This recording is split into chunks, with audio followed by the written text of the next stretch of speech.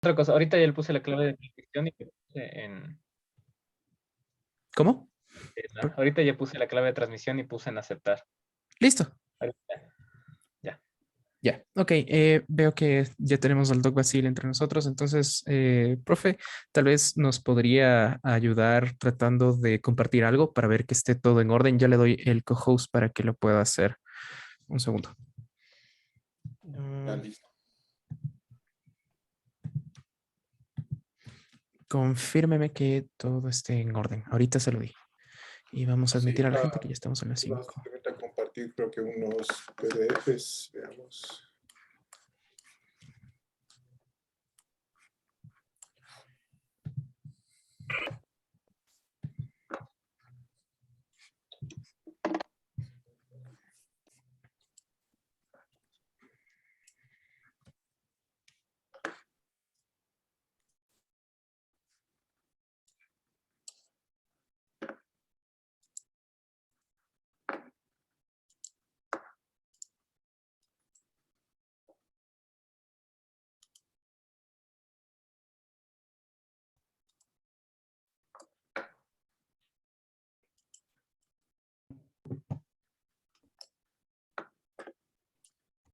Ahí se ve.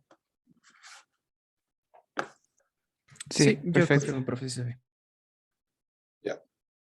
Me dice nomás que no sé si se ve muy pequeño, muy... Veamos, lo ponemos aquí, un view, slideshow.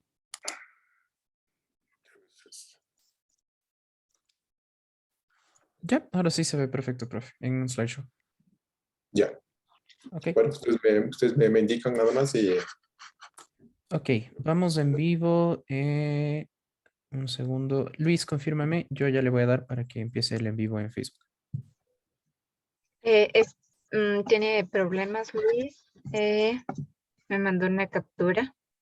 Ok, Tal vez sea la clave. Dame un ratito. dale, Sol, pásale la nueva clave. No pasa nada. Mientras tanto, empecemos nosotros por Facebook y que esté con un poquito de desfase en YouTube. No pasa nada. Dale, ok.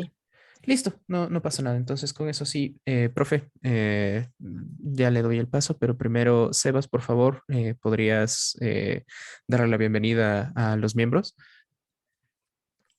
Bueno, muy buenas tardes a todos. Buenas tardes, doctor Basile. Muchas gracias por aceptar la invitación que se le realizó y por la predisposición que tiene en participar en eventos de este tipo. Sé que me imagino y estoy muy seguro que debe tener una vida muy ocupada con su investigación, su docencia, por lo cual que nos haya regalado este segmento de su tiempo que podría dedicarlo a otras cosas de su vida es muy importante y lo agradecemos mucho. Muchas gracias. Le agradezco de todo corazón infinitamente por apoyar estas causas y muchas gracias por ayudarnos. Bienvenidos a cada uno de los miembros del club, a las personas que nos siguen en nuestro live en Facebook, al live en YouTube. Bienvenidos. El día de hoy les presento al doctor Leonardo Basile, el cual nos va a ayudar con nuestra charla de microelectrónica. Espero que les guste y pues ahora es todo suyo, doctor. Bueno, espero que me escuchen bien, que me escuchen ahí. Eh, bueno, gracias por la invitación.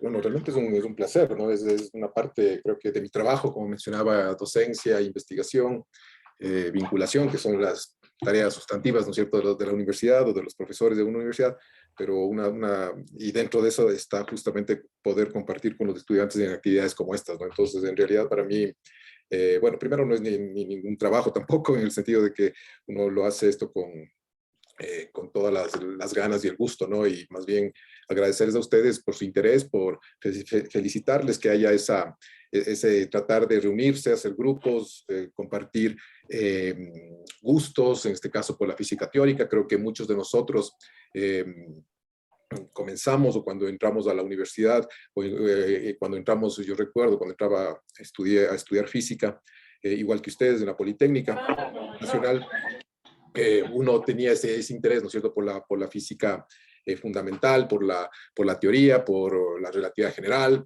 yo recuerdo también haber con grupos de estudiantes, incluso con profesores, compartir lecturas sobre la relatividad, sobre la teoría cuántica, etcétera, ¿no? Y de ahí, claro, uno va evolucionando y te vas yendo por otros caminos, ¿no? Y el que yo escogí a lo largo de mis estudios ya de posgrado, ya doctorales, el camino del estado sólido en general, ¿no? Mi formación es más de físico experimental, pero siempre la parte teórica que la uno en general también la desarrolla, la hace, o tienes la oportunidad de intentarlo.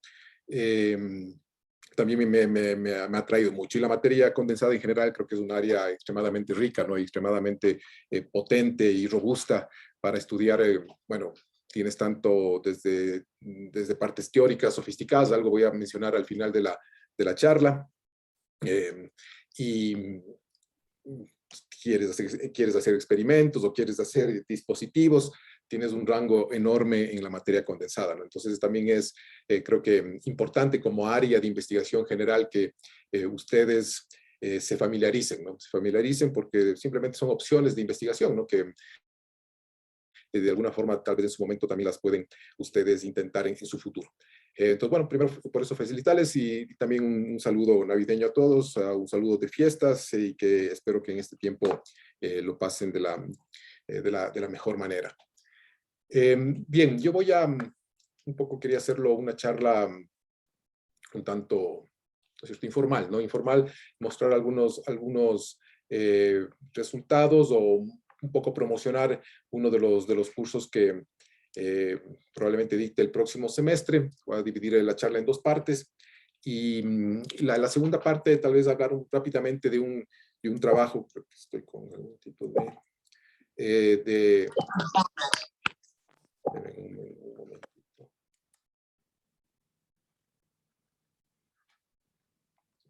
Cambio, pues, está teniendo algún tiempito aquí. Entonces, bueno, la primera parte voy a hablar sobre el curso de un poco de nanoelectrónica. Había visto que pusieron en la charla microelectrónica, da lo mismo en realidad, está bien. La microelectrónica, físicamente no hay diferencia entre hablar de microelectrónica o nanoelectrónica. Microelectrónica es lo que de alguna forma los dispositivos, ¿no?, que existen están en ese rango, ya aproximándonos a la nanoelectrónica, dispositivos de tamaño nanoelectrónico, ya en laboratorios ya se lo hace, que eso pueda hacer ya a nivel comercial, pasar a algún tipo, pero ya las cosas están en los nanómetros, ¿no? Entonces estamos cerca ya de ese tipo de límites, ya dispositivos nanoelectrónicos de alguna forma ya existen y se los puede estudiar, y justamente esa comprensión de la corriente eléctrica a la final, a nivel de estos dispositivos, permite comprender qué es lo que pasa a nivel microelectrónico y en escalas mayores, y a la final existe de alguna forma, aquí hay un juego entre teoría y experimento, fundamentalmente, que te muestra que desde el punto de vista físico, los fenómenos a nivel nano, nivel micro, tienen la misma base, ¿no? Lo único que se diferencia ahí es la escala, ¿sí? La física es la misma, la escala es la distinta nada más. Solo quiero, me está dando un tiempito ahí, veamos si con full screen, ya. Ahí creo que también, ahí también creo que se ve, ¿no es cierto? Muy bien, entonces voy a comenzar un poco con esta parte como mencionaba, bueno, la segunda parte voy a referirme a un trabajo hecho por uno de nuestros estudiantes y también comentarles tal vez una noticia sobre la segunda parte del curso o de esta charla, una noticia quería comentarles que podría ser de interés para ustedes. Entonces, bueno, entremos en materia, ¿no? Y si tienen alguna pregunta me la pueden hacer en cualquier momento, ¿no? Bueno, la idea, por ejemplo, del curso de nanoelectrónica o entender qué es la corriente eléctrica, de alguna forma comienza con el estudio de lo que se denomina un canal, ¿no? El canal, que es el material que está descrito a la final por un hamiltoniano. O sea, lo que nosotros hacemos en una primera etapa es resolver la ecuación de Schrödinger, ¿sí? La ecuación de Schrödinger para lo que denominamos un canal. Ahora, para tener transporte yo necesito los contactos, ¿sí? O sea, en primera parte esto uno lo hace ¿ya? Lo hacen en el curso usual, ¿no es cierto?, de mecánica cuántica, pero para tener transporte nosotros necesitamos aquí contactos, ¿sí? Necesitamos dos contactos, una fuente y un sumidero, ¿sí? Usualmente, entonces, para poder comprender todo lo que conlleva esto, en general uno puede dividir las cosas en dos términos. Hay una parte de fenómenos mecánicos, podríamos decir, del transporte de carga desde el punto de vista mecánico, y también fenómenos que son de naturaleza entrópica, ¿no? De intercambio de energía, ¿sí? Entonces esos dos fenómenos hay que tomarlos en cuenta. Del punto de vista clásico, eso se lo ha hecho y se obtiene lo que se denomina la famosa ecuación de Boltzmann, la ecuación de transporte de Boltzmann, ¿sí? Que algo se estudia en los cursos básicos, algo en mecánica estadística, algo tal vez en física térmica, ¿no? Entonces, la mezcla de las leyes de Newton para tratar la parte mecánica, más los aspectos de intercambio de energía, los fenómenos de naturaleza entrópica, nos da lo que se denomina el transporte semiclásico, la ecuación de Boltzmann, extremadamente potente para analizar muchos de estos estudios y que se la utiliza, ¿no?, para justamente analizar dispositivos incluso de, bueno, rango incluso microelectrónico. Y esto, bueno, en el curso de nanoelectrónica algo de esto se ve. Ahora, si queremos ir a la parte cuántica, entonces a un estudio cuántico, en vez de las leyes de Newton, evidentemente tenemos que utilizar la ecuación de Schrödinger, ¿sí? Sería la parte que cambiamos, más lo mismo, ¿no? Más el estudio de los fenómenos de intercambio de energía, o de lo que uno podría decir también de intercambio de momento. El formalismo que se obtiene de ahí es lo que se denomina las ecuaciones de Green fuera del equilibrio, ¿sí? El fenómeno de transporte es un fenómeno fuera del equilibrio. Entonces, un objetivo del curso sería mostrar estos resultados, el resultado de las funciones de Green fuera del equilibrio. Ahora, en principio, esto matemáticamente es complejo, ¿no? Para realmente estudiar las funciones de Green fuera del equilibrio, por ahí tengo el libro, les iba a traer el libro de Mahan, que es el típico libro que se estudia, al menos en estado sólido o en materia condensada. Es un libro de 500 páginas, un libro gigantesco donde, todo el aparataje teórico, porque las ecuaciones de Green fuera del equilibrio, a la final lo que requieren es teoría de perturbaciones de muchos cuerpos, ¿sí? Para poder tratar justamente estos fenómenos entrópicos, ¿sí? Estos fenómenos de intercambio de energía van a necesitar lo que se denomina la teoría de muchos cuerpos y la teoría perturbativa de muchos cuerpos. Entonces eso es, bueno, desde el punto de vista matemático, bastante pesado. Sin embargo, uno puede llegar a estas mismas ecuaciones desde un punto de vista un poco más sencillo, justamente comprendiendo qué es lo que está ocurriendo desde el punto de vista físico acá, ¿sí? ¿Dónde están estos fenómenos entrópicos? ¿Sí? ¿Dónde se encuentran estos fenómenos de intercambio de energía? Y una primera conclusión, si se quiere, desde el punto de vista hasta experimental, es lo que se desarrolla en el curso, que fundamentalmente los fenómenos entrópicos, si el dispositivo es nanométrico, si es extremadamente pequeño, escala de nanómetros, que como digo ya existen, o sea, es algo que ya existe, ya se lo puede fabricar en el laboratorio, y es a partir de eso un poco la comprensión que viene, es que estos fenómenos de naturaleza entrópica ocurren en los contactos, no en el canal, o en el canal se lo puede introducir de una cierta forma.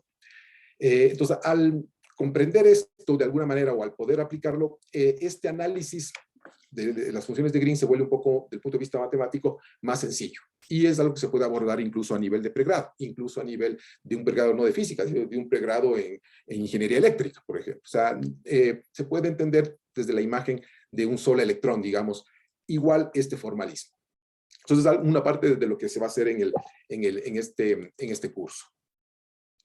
Bueno, simplemente recordando rápidamente la ecuación de Schrödinger, ustedes están familiarizados, pero tal vez la gente más joven, que no ha tomado un curso de mecánica cuántica, sabemos que, bueno, para poder entenderlo cómo ¿no es cierto?, un electrón o un electrón alrededor de un átomo, los niveles de energía que tienen, se plantea, ¿no es cierto?, si ustedes quieren desde el punto de vista mecánico, una energía potencial, ¿sí? Una energía potencial y una energía cinética, ¿sí? Alrededor del electrón.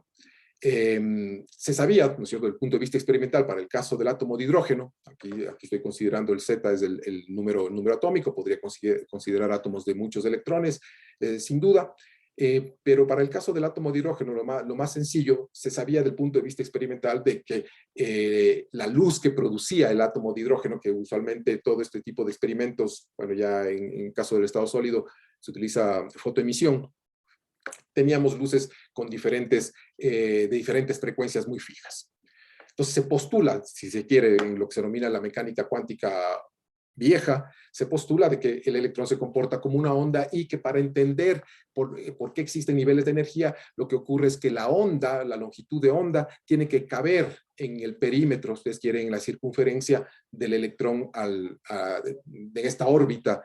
Si le vemos al electrón como un planeta que gira alrededor del Sol, ese electrón debe tener un número de onda, una longitud de onda tal que encaje perfectamente en esta circunferencia. Y a partir de eso uno puede deducir los niveles de energía. Evidentemente, de esta imagen uno necesitaba tener una imagen ya sólida del punto de vista matemático, y eso es lo que hace la ecuación de Schrödinger, ¿sí? De poner estas ideas heurísticas o esta intuición, si se quiere, para explicar un resultado experimental. Ahora, bueno, hay que desarrollar una teoría que me permita, evidentemente, explicar eso.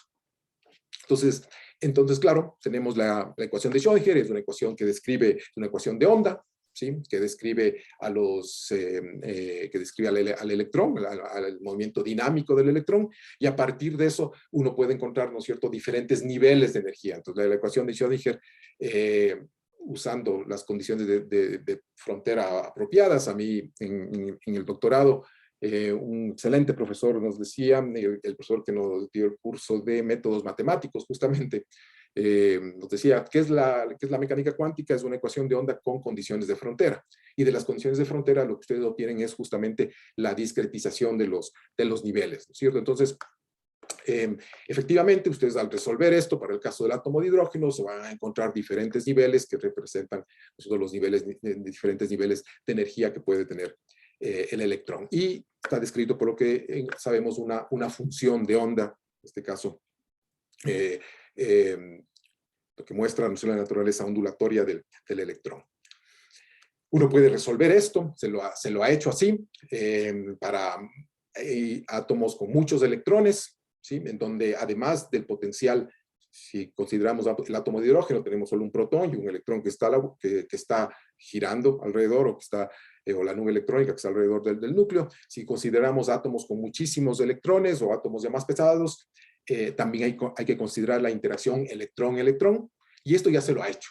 Evidentemente, se ha resuelto la ecuación de Schrödinger para todos estos átomos a lo largo ya, digamos, para los años 60 estaba esto resuelto, ¿sí? Esta ecuación estaba ya esto comprendido y resuelto, y aquí vemos de alguna forma los datos experimentales y la teoría, ¿sí? O sea, sabemos que la ecuación de Schrödinger es precisa, porque, bueno, se han hecho las mediciones y sabemos que es una teoría, esta ecuación describe a lo menos la realidad, lo que entendemos como los electrones se comportan dentro de los materiales, o en este caso, dentro de los átomos. Entonces, son datos medidos y la teoría y el resultado experimental, ¿no? Entonces, claro, átomos que tienen muchos más electrones, entonces, estos niveles de aquí, el 1s, el 2s, el 3s, etcétera, representan lo que se llaman los core, ¿sí? Los electrones core, los que están en los niveles más cercanos al núcleo, ¿sí? Muchas de las propiedades físicas más bien dependen de los electrones que están en las capas exteriores, los que están más alejados, los que se denominan los electrones de valencia, ¿no es cierto? Las propiedades ópticas, etcétera, son los que participan en el enlace químico, ¿no? Los electrones que se encuentran más alejados. Entonces, esto ya es algo, ¿no es cierto?, comprendido, es algo que ustedes en general se revisa en los cursos básicos de física. Y bueno, lo que nos interesa a nosotros un poco es entender los sólidos, ¿sí? Es entender el sólido. Entonces, el sólido ya es un arreglo periódico de estos átomos,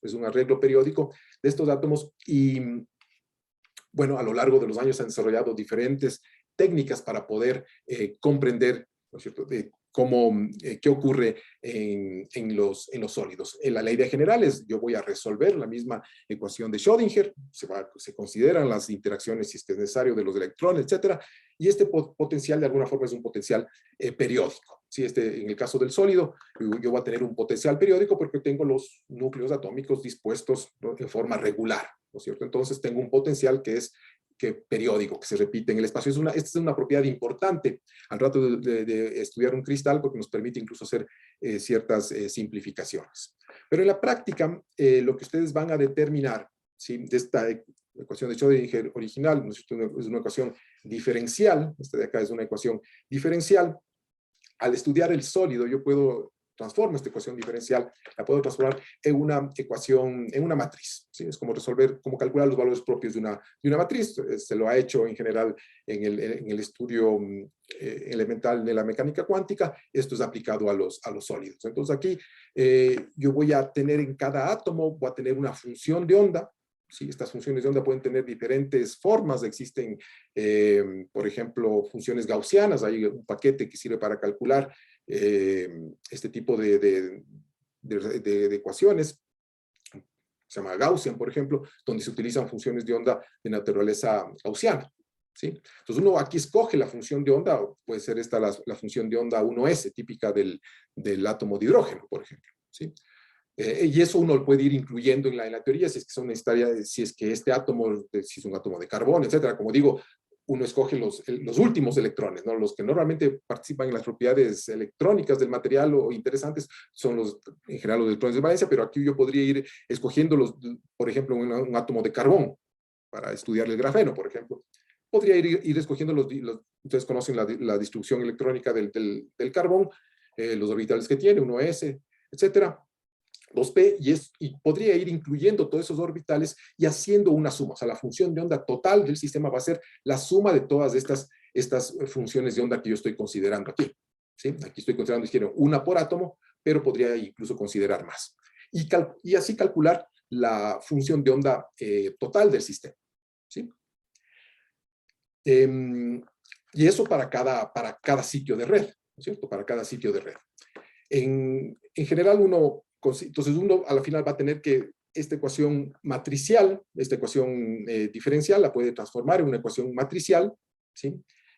Donde cada punto va a representar, cada punto de esta matriz va a representar un átomo de la red, ¿sí? Y ahí, bueno, la primera aproximación es así, uno va considerando, uno tiene que considerar todos los átomos que están en la red y todas las funciones de onda que uno esté considerando. O sea, uno puede considerar por átomo más de una función de onda, más de una de estas funciones de base, si ustedes quieren. Entonces esto uno lo puede escribir en una forma matricial. Esto es lo que se denomina método tie-binding, es lo que se va a hacer en la primera parte del curso de nanoelectrónica, y resolver esta ecuación.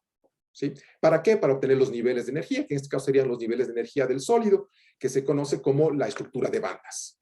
¿Sí? La estructura de bandas del sólido. Entonces esto se hace un poco en estado sólido, tal vez menos en cuántica, porque no hay tiempo y uno va a otras aplicaciones, uno va a estudiar el átomo de hidrógeno, ¿no es cierto?, con todo el detalle. Después se estudia el átomo, yo que sé, movimiento armónico, etcétera, etcétera, y uno desarrolla toda la teoría de la mecánica cuántica. En estado sólido, uno trata de aplicar la mecánica cuántica para resolver problemas como este. Entonces, en una primera parte, del punto de vista cuántico, queremos resolver esto, ¿sí?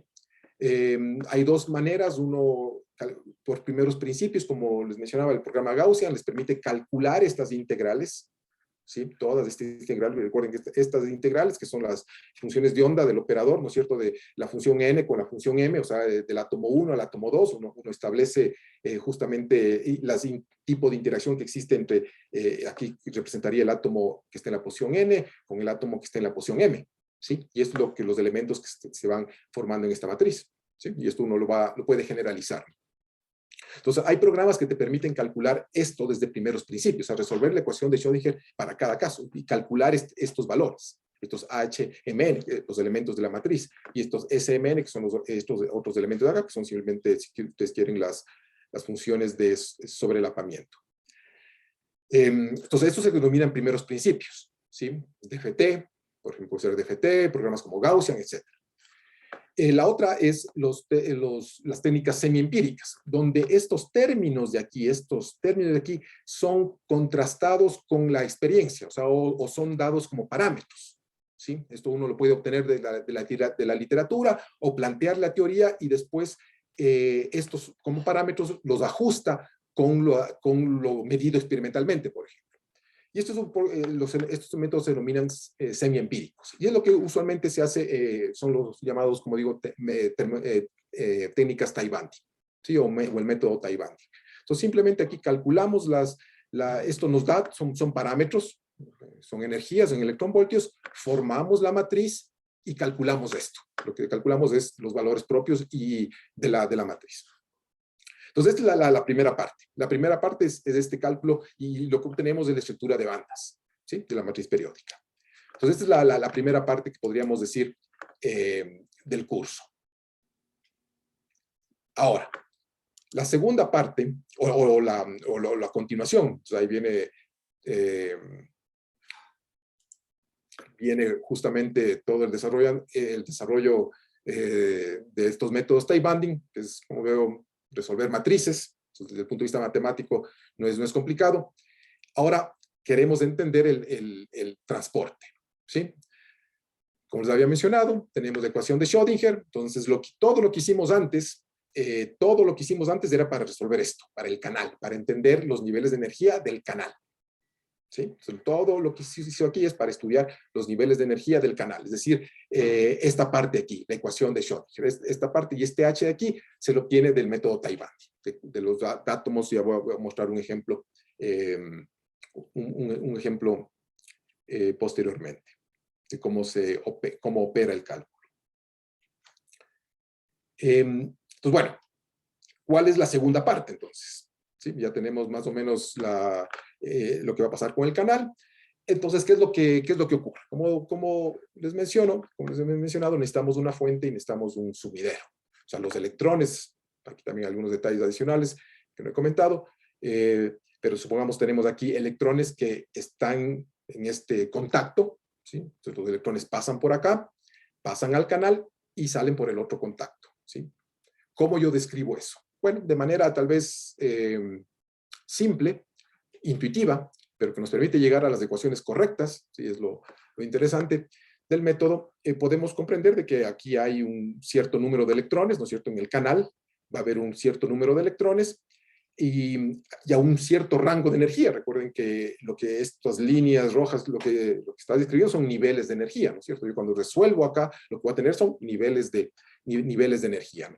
Justamente son un poco de los niveles de energía, son a los que se denominan los canales, o sea, por donde van a ir los electrones, ¿sí? Entonces, estos niveles de energía pueden estar en una ventana de energía y definen lo que se denomina una densidad de estados. O sea, la densidad de estados es una magnitud muy, ya ustedes la encontrarán en física térmica, por ejemplo, lo más pronto, la densidad de estados, o sea, el número de estados en un cierto rango de energía, ¿sí? Es lo que determina la densidad de estados. Entonces, por un lado, uno puede decir, bueno, yo tengo aquí un cierto número de electrones y estos electrones tratan de salirse a los contactos, o sea, tratan de escaparse, estos electrones tratan de escaparse a los correspondientes contactos. Entonces, tengo, bueno, la cantidad de los electrones salgan, ¿sí? Va a depender el número de electrones que haya en el canal, ¿sí? El número de electrones que estén acá, n, y la tasa de cambio. ¿Sí? La tasa de cambio de los electrones de aquí a cada uno de los canales. Y estos están caracterizados por estos nu 1 y nu 2, ¿sí? de manera sencilla. De alguna forma, estos nu y nu 2 tratan de dar el acoplamiento entre el contacto y el canal. ¿Sí? El acoplamiento entre el contacto y el canal. Entonces, si es que el contacto es muy bueno, la tasa debe ser alta. O sea, muchos electrones van a intentar salir por los canales. ¿Sí? Si el contacto no es bueno, la tasa va a ser pequeña. Lo que describen estas dos cantidades. Y por otro lado, yo voy a tener fuentes de electrones. O sea, los electrones también van a querer ingresar. ¿Sí? Los electrones van a querer ingresar. Y de alguna forma, claro, a diferencia de salir, uno puede imaginarse que aquí yo tengo miles de estados. O sea, los contactos son como algo grandote. Es como, si quieren, algo macroscópico de alguna forma. O sea, los contactos tienen muchísimos estados disponibles, muchísimos, todos los electrones tranquilamente pueden salir. En cambio, el canal tiene un número limitado de estados. Entonces, de alguna forma, los electrones que entran van a depender de los estados disponibles que haya, o sea, de la densidad de estados. ¿Sí? Entonces, por un lado tengo el outflow, los electrones que salen, con esta simple ecuación de equilibrio, ustedes quieren, ¿sí? Que es proporcional a n, al número de electrones que están en el canal, y lo que entra, de alguna forma, es disponible a los espacios que haya, ¿sí? De alguna manera, a los niveles de energía disponible que haya. Entonces, de nuevo, estas son dos magnitudes de S1 como tasas. La tasa de ingreso sería en este caso S1 y S2, sería el que ingresa por el contacto izquierdo y el contacto derecho. Entonces, son ideas de alguna forma generales. El siguiente paso. Bien, entonces yo voy a tratar de describir esto, voy a completar la ecuación de Schrödinger de alguna manera. ¿Sí? Es lo que yo lo que quiero hacer. Por un lado, miren, del punto de vista del número de electrones, si ustedes recuerdan, eso va a estar relacionado a la probabilidad. ¿Sí? Si daga o si el inverso hermítico, ¿cierto? Por sí, la función de onda, por el bra, por el ket, ¿no es cierto? De esta manera. Y eso sabemos está relacionado al número n, al número total de electrones que están acá. Si yo trabajo con un electrón, como ustedes saben, esto me da la probabilidad de que el electrón esté ahí. Si tengo 10.000 electrones y la probabilidad es 10%, me va a decir que hay 1.000 electrones en el canal. Entonces, cuando hablo con muchos electrones, cuando trato de generalizar una teoría de muchos cuerpos, como ustedes conocen, este producto de aquí es en realidad me va a dar el número, ¿no es cierto? El número de electrones. ¿Ya? Entonces, de alguna forma, esto está relacionado, el n está relacionado a este producto. No voy a ir con toda la explicación, pero yo puedo completar la ecuación de Schrödinger, incluyendo estos términos, el término del outflow, de las cantidades que salen, ¿sí? Este término de aquí, relacionarlo con estos dos términos que yo incluyo acá. O sea, yo completo la ecuación de Schrödinger con un término de outflow, o sea, los términos, la cantidad de los electrones que salen, ¿sí? Y un término de fuentes, ¿sí? De fuentes que son lo que ingresa al canal. Una manera tal vez de comprender esto, simplemente es completar la ecuación de Schrödinger, es que esto aparece de las condiciones de frontera. O sea, estas dos condiciones de aquí, ¿sí? Yo las puedo ver, son resultado de las condiciones de frontera. Es decir, yo voy a resolver la ecuación de Schrödinger donde mis fronteras son estos dos contactos. Y de ese resultado, de esos dos contactos, es lo que yo obtengo esta forma de la ecuación de Schrödinger. ¿Sí? Yo completo con estas dos matrices, si quieren, ya vamos a ver, son a la final, son matrices que describen la salida de electrones y el ingreso de electrones, básicamente como esta ecuación que está acá. Entonces, es el salto que ya todo el detalle se lo puede hacer, pero la visión intuitiva es esta. Yo voy a completar. ¿Y por qué puedo completar esta ecuación? Yo dije, básicamente son condiciones de frontera. Pero aquí hay algunas cosas interesantes, lo que nos dice justamente, ¿no? Cómo yo debo desarrollar la teoría. Uno podría pensar que, ¿no es cierto?, si de manera natural yo tengo la energía, la función de onda, el hamiltoniano que me describe el canal, función de onda, tengo estas dos, los outflow, ¿sí? Los outflow que dependen del número de partículas que están en el canal, ¿sí? Entonces, digamos, multiplico por phi. Y estas fuentes internas que, bueno, depende de los números de electrones que vienen y de la densidad de estados. Y aquí, entonces uno podría decir, bueno, tengo una fuente, entonces hay electrones que entran por esta fuente, y en el drain, ¿no es cierto?, también hay que permitir la posibilidad de que haya electrones que del sumidero regresen al canal, ¿sí? Entonces, uno en principio escribiría la ecuación de Schrödinger de esta manera, ¿sí? Ahora, si uno hace un análisis un poquito más profundo, ¿ya? Como les digo, si no están todavía del todo convencidos, no lo van a estar, porque esto no es del todo obvio, habría que desarrollar un poquito más la teoría, pero podríamos decir, como digo, estas dos cosas vienen de las condiciones de frontera, y en principio uno podría escribir esto así. Pero resulta que ya inmediatamente uno encuentra un cierto problema. Supongamos que escribimos la ecuación de Schrödinger de esta forma, Si1 más Si2, y estas fuentes S1 y S2, el inflow. Si uno resuelve la ecuación de Schrödinger, probablemente voy a tener que la función de onda va a depender de la suma de estas dos cantidades, ¿sí? Y entonces el número total o la probabilidad, como lo veamos, va a depender de este producto, como usualmente ocurre. Y cuando hacemos esto, como ustedes conocen de la mecánica cuántica, esto de alguna forma nos daría la potencia o la fuerza de la fuente 1, la potencia, la fuerza de la fuente 2, pero aparecen estos términos cruzados, ¿sí? Y del punto de vista, ¿eso qué significaría? Que habría interferencia entre las fuentes. ¿Sí? Supongamos que yo tengo aquí el caso más sencillo, tengo una fuente y un drain. Yo podría tener varias fuentes y un drain. O sea, ¿no es cierto? Puede haber una estructura, diferentes tipos de estructuras. Yo podría tener varias fuentes por donde vienen los electrones y un drain o algo así por el estilo. Lo que me estaría indicando es como que las fuentes o los contactos, si yo tengo varios contactos, estos contactos interfieren entre sí. Eso es algo que no se ve experimentalmente. O sea, cada contacto ustedes le pueden ver como un foco, ¿no es cierto? Electrones que pasan alrededor de un filamento y ustedes saben, esos electrones son incoherentes. Es como que tuviera diferentes focos. Entonces, los focos de diferentes contactos son, en general, es luz incoherente. O sea, no hay interferencia, ¿no? Esa diferencia de la luz, de los láseres, que uno podría tener, ¿no es cierto?, láseres con fuentes coherentes y hacerles interferir. En el caso de electrones eso no hay tal. Yo no puedo tener de diferentes contactos electrones que interfieran de esa manera. Entonces estos términos no son físicos. Entonces la teoría escrita así no es del todo, desde el punto de vista matemático, correcta. Yo tendría que estas fuentes tratarlas por separado. Entonces, en principio, ahí nace un poco la visión de las funciones de Green, en el sentido de que a mí lo que me interesa es estos productos, ¿sí? Porque esto está relacionado al número de electrones que están aquí. Entonces, yo necesitaría tal vez desarrollar una teoría sobre la base de estos productos, de modo que no incluya estos términos de interferencia. Y eso es posible hacerlo, ¿sí? Efectivamente, por ejemplo, de manera sencillita.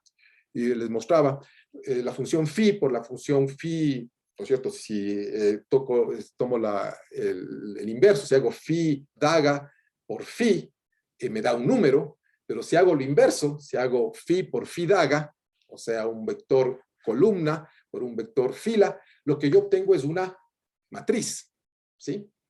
Y esta matriz, de alguna manera, de forma intuitiva, viene a representar la forma, si ustedes quieren, recordemos que la idea aquí es tratar electrones, múltiples de electrones, ¿sí? En este caso, cada uno de estos phi1, phi2 representa un lugar de la red, ¿no? ¿Sí? Para cada electrón de la red, prácticamente.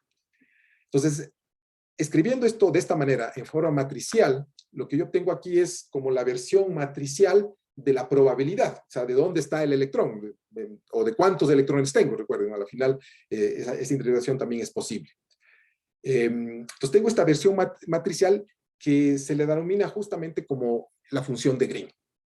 Entonces yo voy a escribir la ecuación de Schrödinger en términos de estas matrices más bien, no en términos de la función de onda como tal, sino en términos de estos productos. Y eso me va a permitir tener una teoría de múltiples cuerpos que se denomina, y para estudiar transporte de manera justamente cuántica completa. Entonces yo tengo aquí la ecuación de Schrödinger, estos términos, como mencionaba, vienen de las condiciones de frontera.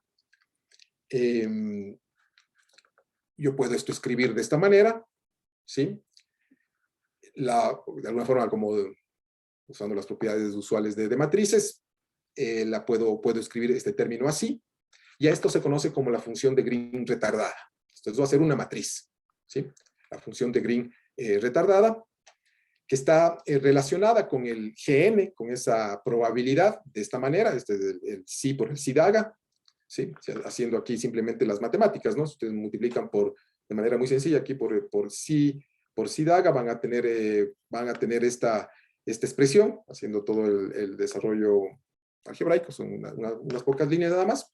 Entonces yo puedo, por ejemplo, escribir estos términos, esta es la función de Green retardada, que está definida así, la función de Green en avance, que se denomina, definida de esta manera.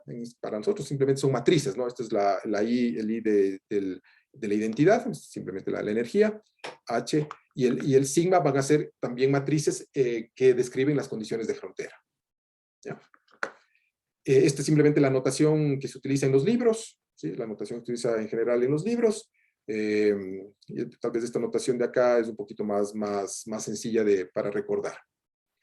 Pero lo que fuimos desde la ecuación de Schrödinger, generalizamos, incluyendo condiciones de frontera para incluir los contactos y los contactos, y ahora damos un paso más para tratar de esa teoría escribirla en términos de estos productos, que son más útiles por el significado físico. Y eso es básicamente lo que se hace. Tratamos de obtener de la ecuación de Schrödinger esta ecuación. Son las ecuaciones fundamentales de las funciones de Green. Esto lo ha hecho justamente este autor, que es Suprillo Datta, desde ¿cierto? Ya casi 20 años, casi 30. Hay una referencia principal, son los libros de este autor, pero este desarrollo de las funciones de Green viene de los años 60. O sea, como les digo, la teoría completa, cuántica completa, es la teoría desarrollada por Keldysh, por Gordon Bain, que tiene un famoso libro de mecánica cuántica, Gordon Bain, por Kadanoff. Varios autores desarrollaron lo que se denomina la moderna teoría o la teoría de muchos cuerpos perturbativa, ¿no? Y que a partir de eso uno puede llegar a exactamente estas mismas ecuaciones. Lo interesante es que uno puede incluir, aquí están los contactos, y cualquier otro tipo de proceso, ¿sí? De manera sencilla uno lo puede incluir en la teoría utilizando las matrices adecuadas, ¿sí? Si existe, por ejemplo, si el canal no es del todo un proceso elástico, si en el canal existe algún tipo de por ejemplo, una barrera, ¿sí? Si existe una barrera en el canal, yo puedo entender algún tipo de potencial, un tipo de vacancia o de impureza. Esto fácilmente se puede incluir en la teoría añadiendo la correspondiente matriz que representa eso, ¿sí? Entonces ya de alguna forma existe formas estándares de encontrar eso. Entonces, cada uno de estos sigmas, por ejemplo, representan los contactos, ¿sí? Y este otro sigma de aquí, procesos o impurezas que pueden estar en el canal. Entonces uno puede normalmente estudiar procesos de este estilo, es decir, si uno hace el cálculo, por ejemplo, a través de un canal como tengo aquí, estas F son simplemente las distribuciones de Fermi. Entonces, la distribución de Fermi aquí es mayor. Entonces, digamos que tengo un flujo de electrones, ¿sí? Un flujo de electrones, y aquí hay una pequeña barrera. Si yo utilizo la teoría de scattering normal, o sea, un electrón que va atravesando una barrera, uno puede encontrar, claro, entre el contacto y el canal, una resistencia, otra resistencia aquí, que sería la barrera, y otra resistencia con el segundo contacto. Todos estos fenómenos uno los puede calcular con esta manera. Si uno hace el cálculo coherente, uno obtiene oscilaciones de este estilo. Usualmente en los experimentos no se obtienen estas oscilaciones porque simplemente lo que ocurre es que hay lo que se llama relajación de fase, ¿sí? Que son las interacciones electrón-electrón. Uno lo puede eso incluir en la teoría, ¿sí? Uno puede tranquilamente eso incluir en la teoría, que a veces del punto de vista del cálculo elástico no se lo puede hacer. También si uno quiere incluir también relajación de momento, también se puede incluir relajación de momento. La relajación de momento a la final, miren que representa la resistencia. Relajación de momento es pérdida de momento. Entonces, y eso significa resistencia, ¿no? Básicamente resistencia. Relajación de fase ocurre usualmente cuando uno quiere estudiar interacción electrón-electrón, porque lo que pierde un electrón gana el otro. O sea, ahí no hay relajación de momento, pero sí hay relajación de fase. ¿Sí? Podría haber relajación de fase, y eso es lo que hace que justamente se eliminen estas oscilaciones. O sea, en los dispositivos reales, estas oscilaciones no aparecen tan fuertes porque, claro, existe un montón de interacción electrón-electrón. Uno tiene estas ecuaciones y la idea es justamente aplicarlas, y ahí con estos detalles. Entonces simplemente voy a mostrar un ejemplo, ¿sí? Importante de cómo ocurre esta aplicación, para que tengan una idea un poco general de lo que correspondería al curso de de nanoelectrónica. Bueno, pero lo que se denomina un quantum point contact, un experimento, bueno, trascendental en la física mesoscópica, de esos experimentos que marcan nuevas épocas. Se entendía, ¿sí? Si es que yo tengo el ancho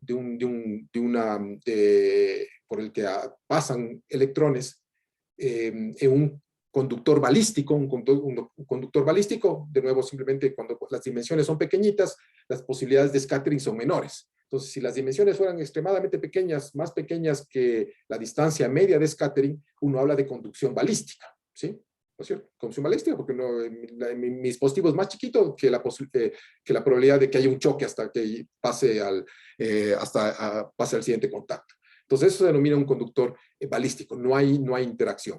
Entonces, como ustedes saben, la resistencia, si es el tamaño del conductor, ¿no es cierto? El ancho o el área del conductor, o si en este caso el ancho del conductor, varía, ¿sí?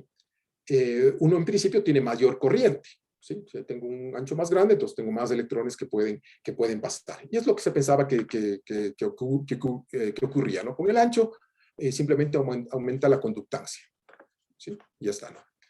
Un típico resultado. Sin embargo, si las distancias son extremadamente pequeñas, por ejemplo, en este dispositivo que veo aquí, miren, este fue hecho a 0.6 Kelvin, solamente para evitar los efectos cuánticos se manifiesten. Aquí se utiliza el voltaje de gate, o sea, simplemente yo pongo un voltaje aquí en estas zonas negras y que hace que no haya electrones ahí en esa zona. Y al cambiar el gate, yo básicamente lo que estoy haciendo es haciendo más grande esta zona que está aquí, ¿sí? Esta zona que está aquí. Entonces controlo el tamaño por donde van pasando los electrones, ¿sí? Esta apertura. Y resulta que cuando las distancias son extremadamente pequeñas, ¿sí? No se obtiene esta curva, sino se obtiene esta famosa curva escalonada, ¿sí? O sea, que los canales se van llenando, ¿sí? De forma cuantizada. Y es extremadamente robusta esta cuantización, ¿sí? Y así se obtuvo esta conductancia básica. Es un resultado experimental. Esta conductancia elemental, que es la conducta, que depende del número de modos, ¿sí? Del número de canales, si quieren, niveles de energía del material. O sea, a medida que voy aumentando el ancho, van entrando más canales, entonces se van llenando y la conductancia va aumentando, ¿sí? Pero de forma escalonada, ¿ya? Este es un resultado básico, elemental, es el quantum de conductancia. Y a partir de esto, bueno, esto ocurre que sean moléculas, con tal que sea extremadamente pequeño, voy a obtener este resultado. Resultados, si quieren, experimental, y esto permitió, ¿no es cierto?, esa comprensión fundamental, y a lo que iba esa comprensión fundamental de los contactos en sí. Es decir, para que haya, porque uno pensaría, ¿no? Si yo tengo una conducción balística, que no hay, como mencionaba, no hay scattering, entonces quiere decir que es sin resistencia. Pero sí hay resistencia, o sea, la conducción tiene un cierto valor. ¿De dónde nace la resistencia? Justamente de los contactos, porque para yo hacer transporte voy a necesitar contactos, ¿sí? Entonces es un resultado de alguna manera fundamental, y esto nos permite entender, yo puedo a un conductor macroscópico, yo lo puedo entender como una suma de estos conductores nano, ¿sí? Se lo puede entender así. Entonces ahora lo que me interesa, bueno, es el cálculo, ¿no? ¿Qué es lo que yo voy a hacer aquí? Entonces yo puedo calcular esto. Por un lado, el hamiltoniano tie binding me describe, por ejemplo, a los átomos que están aquí, ¿sí? Entonces, simplemente lo que está en la diagonal, ya el método tie binding, son las energías de cada átomo, de cada nivel, ¿sí?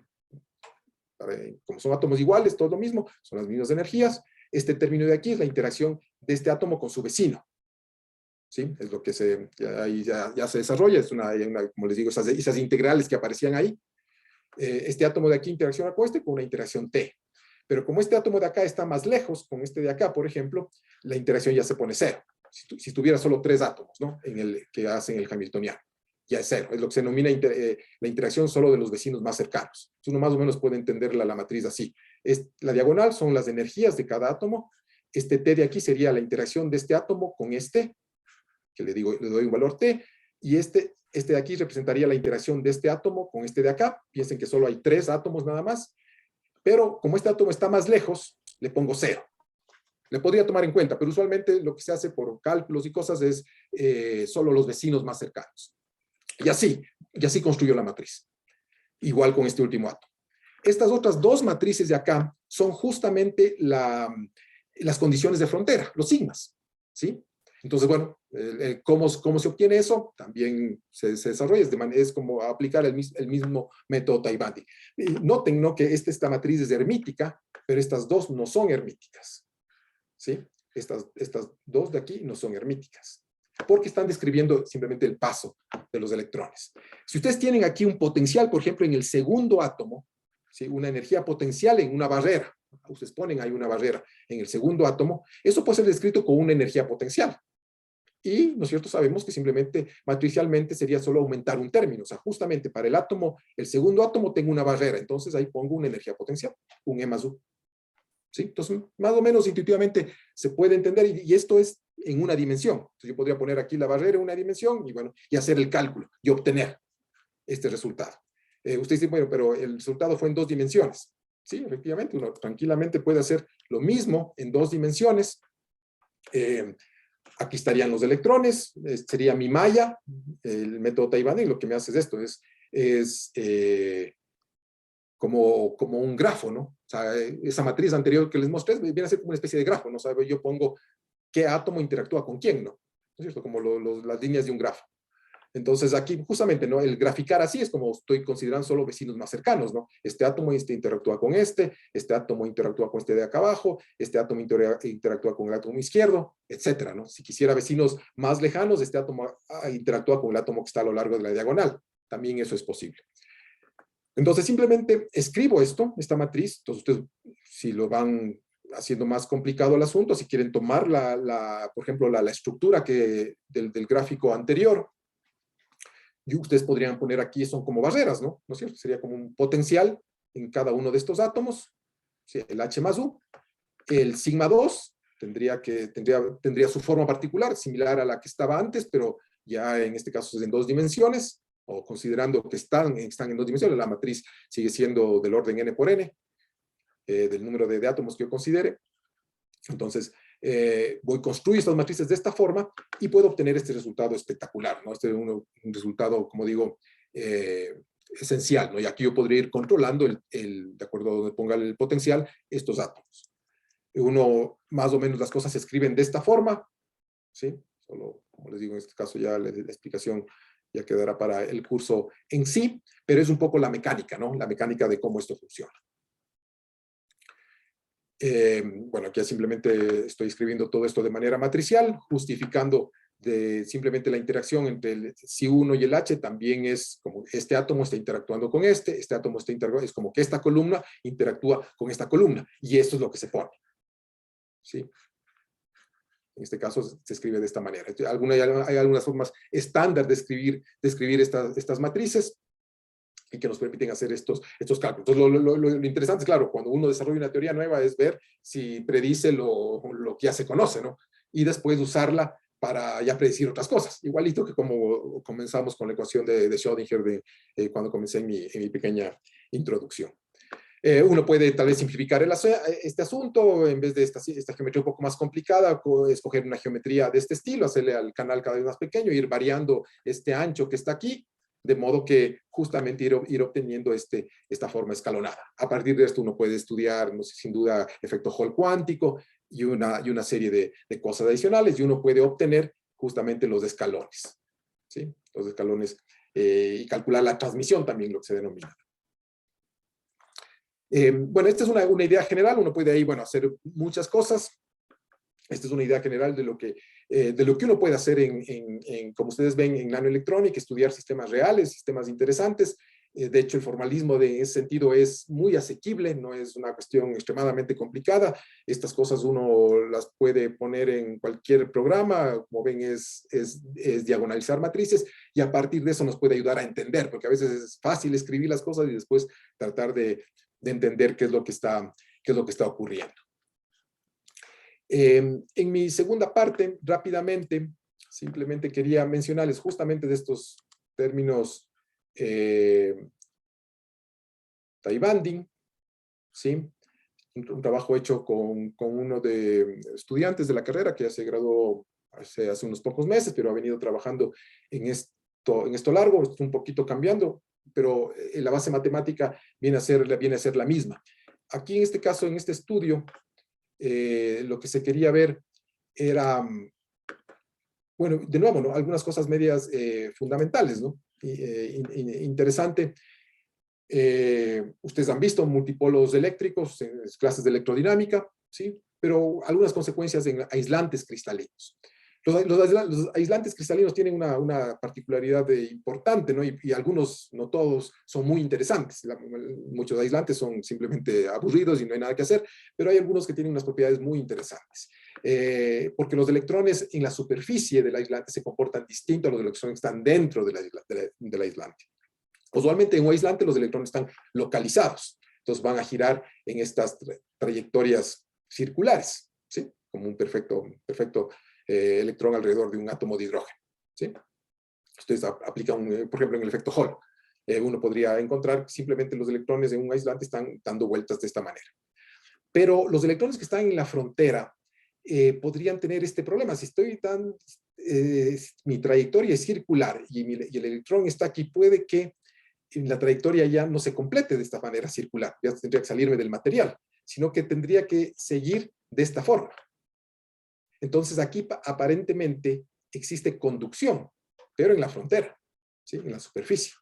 Y esa conducción puede darse incluso con spin, puede haber conducción de spin, puede haber conducción en este caso de electrones, que un electrón en una superficie la corriente vaya en esta dirección, en la otra vaya en la otra dirección, etc. Hay alguna serie de fenómenos que son relevantes e interesantes que se pueden estudiar justamente en un aislante, ¿no? Que parece algo no tan interesante. Este tipo de propiedades se conocen como, o ocurre en un tipo de aislantes especiales, los famosos aislantes topológicos, que conducen, que pueden conducir o dan esa posibilidad de conducir esta electricidad de manera robusta, ¿sí? En la superficie. Este tipo de protección topológica, y por qué se habla de forma robusta, que incluso si aquí hay impurezas o algún tipo de barrera, esta conducción se mantiene. O hay algún tipo de desorden, la conducción se mantiene, ¿sí? En ese sentido se dice que es una propiedad topológica, una propiedad, en este caso una propiedad robusta. Esta propiedad puede permitir algunas aplicaciones, son por ejemplo, la computación cuántica. Entonces, un poco la idea del trabajo era, en este tipo de aislantes, estudiar, ¿sí? ¿Qué ocurre con los multipolos eléctricos? ¿Sí? Nosotros conocemos que existe carga superficial dada por la polarización. Ustedes recuerdan en sus estudios básicos de teoría electromagnética, tenemos carga superficial que nace de la polarización, y de igual forma hay carga que se acumula en las superficies o en las esquinas, y esto puede depender de los multipolos que existan o no en el material. Entonces, por ejemplo, si no existe cuadrupolo eléctrico, se puede demostrar que la carga acumulada, lo que corresponde a la ecuación del electromagnetismo, la carga acumulada en una esquina del material corresponde a las correspondientes polarizaciones, ¿sí? Corresponde a la suma de las polarizaciones, perdón, ¿sí? La carga en la esquina. En cambio, si es que el cuadrupolo es distinto de cero, y esto se puede demostrar, es parte de la teoría electromagnética, la carga acumulada va a tener más bien esta expresión. Entonces, el objetivo del proyecto era calcular esto, ¿sí? Calcular esto para un modelo físico, ¿no? Para un modelo del punto de vista cuántico.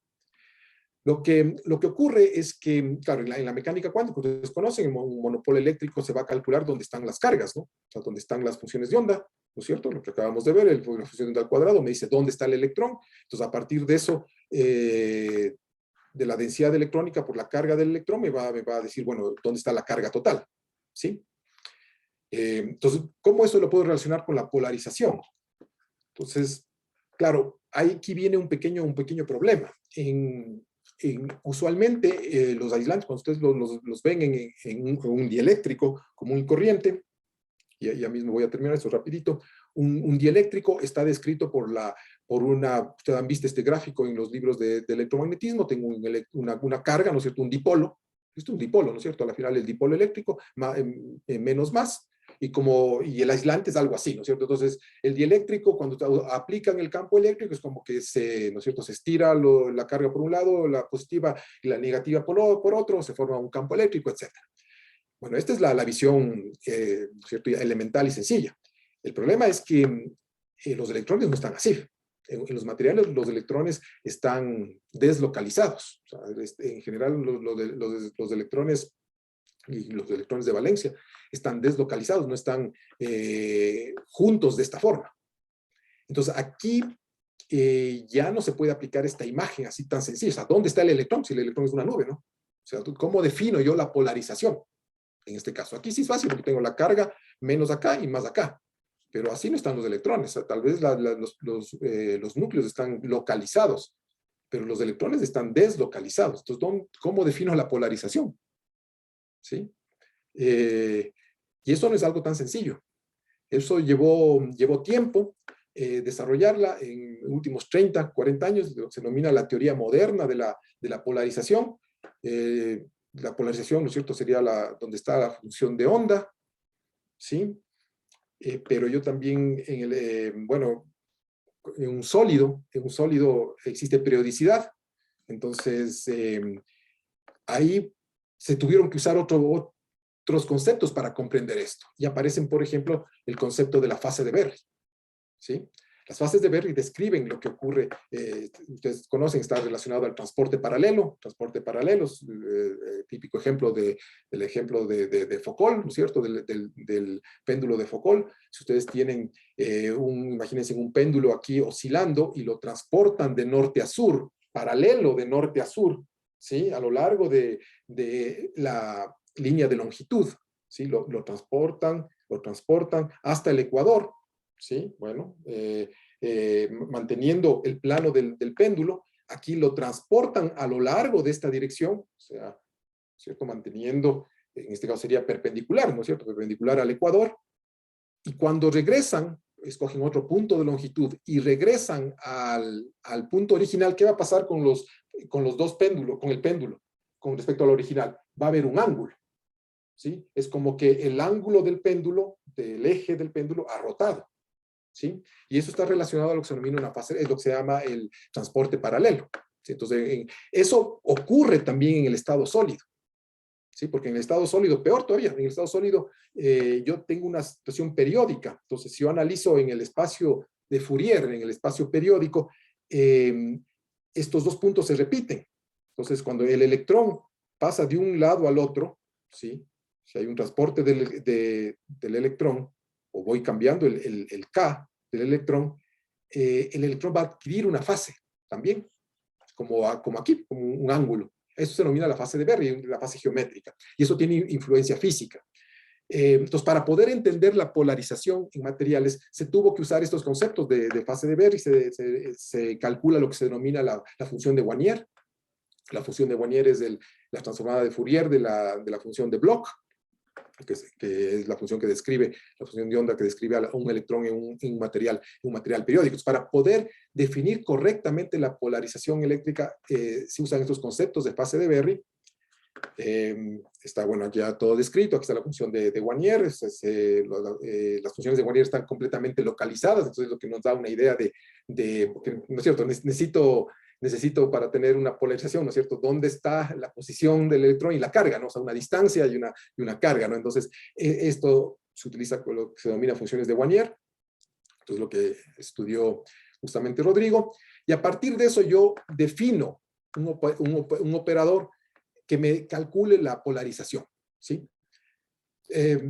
Porque también hay una cuestión adicional, en la forma usual como está descrita la polarización, esta función no es, recuerden, en el espacio recíproco tengo una periodicidad de 2π, los materiales, el sólido es periódico. Entonces, si yo defino así este operador de aquí posición, el operador posición no es periódico, así como está, ¿no es cierto? El operador no es periódico, o sea, x más 2π no es x, ¿no? Así como está, este operador no es periódico.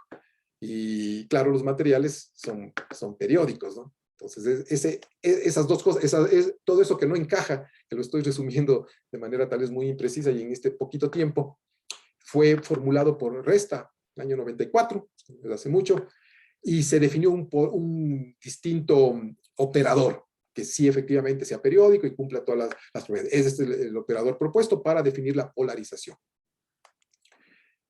Con este cálculo, ¿sí? Rodrigo usó un hamiltoniano, un modelo tie-banding, un modelo sencillo tie-banding, que es un modelo conocido, el modelo de Su, Schiffer y Hegel, el modelo SSH, donde yo tengo aquí una interacción entre estos átomos y otro tipo de interacción entre los átomos fuera de la red. Aquí cada red cristalina tiene dos átomos y uno plantea el hamiltoniano. Similar a lo que les mostré en nanoelectrónica, es la misma idea. Aquí simplemente estoy usando la notación de la segunda cuantización, ¿sí? Los operadores aniquilación y creación, son un cambio de representación, pero es similar a lo anterior. Esto yo lo pongo en una matriz, es lo mismo, esto me describe una matriz, donde aquí estoy usando estos parámetros, es lo mismo, interacción de un átomo con otro, ¿cuál es la interacción? Y es justamente el gamma me describe la interacción entre estos dos átomos y el lambda, la interacción entre los átomos fuera de la red cristalina. Y uno construye un hamiltoniano de la misma manera, ¿sí? Y calculas los valores propios, en este caso, los valores de energía. Y a partir de eso, puedo calcular, por ejemplo, las propiedades, la polarización, etcétera, ¿sí? Y eso fue un poco, en resumidas cuentas, y ahí creo que voy a terminar el cálculo que hizo Rodrigo, y que la idea era, como les digo, calcular estos centros de Warnier, esta polarización, por ejemplo, lo que conocemos, de acuerdo a la razón entre estas interacciones, si esta razón es mayor que 1, lo que obtenemos es una polarización cero. O sea, los electrones están sobre los núcleos atómicos. Pero variando esta interacción, los electrones, ¿cierto? La interacción entre los diferentes átomos, entre los diferentes electrones de un sitio a otro, se da una polarización, por ejemplo, de un medio, ¿sí? Y lo que nos permite, o sea, tengo carga acumulada de menos un medio, de menos E sobre 2 y E sobre 2. Y esto se conoce como la fase topológica, ¿sí? Este es un resultado de alguna forma robusto. Entonces, esto uno lo puede hacer, es simplemente resolver una matriz. Aquí está un poco ya algunos cálculos más detallados. Este es un modelo ya en 2 dimensiones, donde se hace lo mismo. La idea era justamente del modelo unidimensional pasar a un modelo bidimensional. El trabajo se lo hizo con Vladimir Benalcázar. Vladimir Benalcázar es el que propuso originalmente este modelo. En un artículo que él tiene, él es un ecuatoriano, pero que trabaja, ahorita está en Princeton, está haciendo un postdoc ahí, y con él hemos trabajado para desarrollar, y el que guió fundamentalmente el trabajo que hizo Rodrigo. Y justamente ese era con lo que quería terminar. Esto es ya otro aspecto, no de nanoelectrónica, pero sí de aspectos de teoría topológica y materiales, que también es una área muy extensa, y que también utiliza estos simples modelos tie-banding. Muchos de estos modelos del paper que escribió Vladimir, la matemática está hecha usando el programa matemática, por ejemplo, ¿sí? O sea, no es necesario tener un fuerte capacidad de cálculo para esto. Aquí es entender un poco más, es entender la física. Entonces, un programa como software como matemática, como Python, está muy bien. Pueden servir. O sea, en este caso es una parte de la física teórica que tal vez no se requiere siempre esa tremenda fortaleza computacional. Si haces DFT, por ejemplo, para calcular esos parámetros de los modelos de tie-banding, ahí sí vas a necesitar un buen aparataje computacional. Depende de qué es lo que uno quiere hacer. Y con eso les quería simplemente tal vez anunciar, mostrarles un poco lo que estamos trabajando. Espero en algún momento, déjenme ver dónde estaba, en algún momento posterior hablarles con más detalle de un trabajo que estamos haciendo justamente con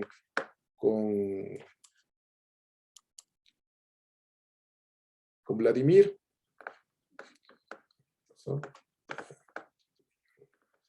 Seguro, ¿no?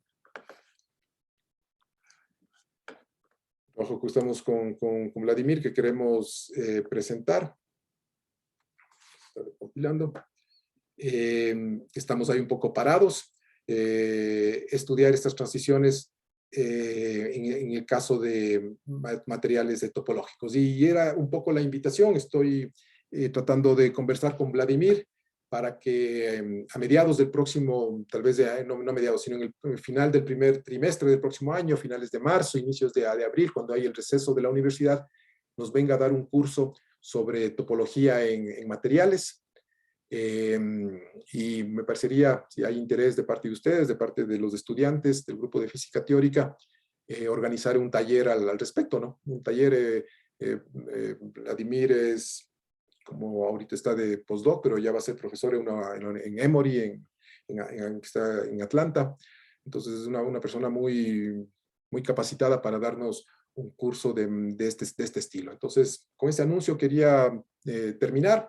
Y bueno, si hay alguna pregunta o simplemente invitarles, ¿no?, a que me ayuden a organizar o participar en esta charla si es que hay ese interés, ¿no? La idea sería que él venga, ¿no? Que no hacerlo presencial para justamente haya esa interacción con la persona, que también es bueno, ¿no? O sea, sí es importante. Y sí, bueno, por las condiciones de viaje o de tiempos de él, trataríamos de hacerlo en vía telemática. Con eso termino. Y bueno, espero que haya sido de su interés. Muchas gracias. Muchas gracias a usted, doctor. Definitivamente hablemos sobre eso. Entremos en contacto para ver que salga el taller con Vladimir. Pasemos entonces a las preguntas, tanto de la gente que está aquí en Zoom, como las personas que estén en las emisiones en vivo en Facebook o en YouTube. Tal vez tenemos alguna pregunta. Gente de logística, ¿me pueden confirmar? No, no hay preguntas. Bueno, parece que se ha entendido todo, pero no importa, es justamente parte del curso. Ya en el curso, ahí sí, los que quieran tomar, ahí vamos a hacer justamente esto, ¿no? Cálculos de este estilo y que, bueno, permitan ver cómo ciertas cosas funcionan, ¿no? Funcionan en la realidad, ¿no? Profe, yo tengo una. Algo no me quedó del todo claro. Había una parte en la que se incluía la energía multiplicada por la matriz de identidad, menos el hamiltoniano, menos la matriz de condiciones de borde, y eso se tenía que invertir, que era la Sí. matriz retrasada. ¿Qué nos, eh, qué nos asegura que sea invertible? O sea, las condiciones de borde siempre van a ser tales que sea invertible, porque claro, el hamiltoniano desde ya va a ser invertible, lo mismo la energía por la matriz de identidad, pero las condiciones de borde. Sí, claro, tendría que ser invertible. Sí, es una buena pregunta. En la forma como se construye, sí nos garantiza que sea invertible. La matriz no son necesariamente hermíticas, pero sí se garantiza que sean invertibles. Sí, sí se va a garantizar que sean invertibles. Porque están describiendo, claro, en este caso el paso de los electrones. Sí se garantiza que sea invertible, pero eso sí es una buena pregunta. Ok, gracias. Josué me parece que está preguntando de joda cuándo va a ser mi profe. ¿Cuándo va a ser mi profe? Como he estado en la jefatura, no he tenido no he dictado muchas materias o he dictado materias más pequeñas. Ya del próximo semestre, tal vez, si se abren en nanoelectrónica, es la materia que me toca dictar. Y ahí vamos a ver estos temas. Pero Muy bien. gracias. Viendo que no tenemos preguntas tanto de la gente aquí en Zoom como de las emisiones, vamos a cerrar ahorita la emisión en vivo. Los que quieran quedarse un ratito más, conversar de forma más casual, pueden hacerlo ahorita, pero bueno, con la gente que nos está siguiendo en vivo, muchas gracias. Nos veremos en el siguiente evento del club que se transmita. Hasta otra.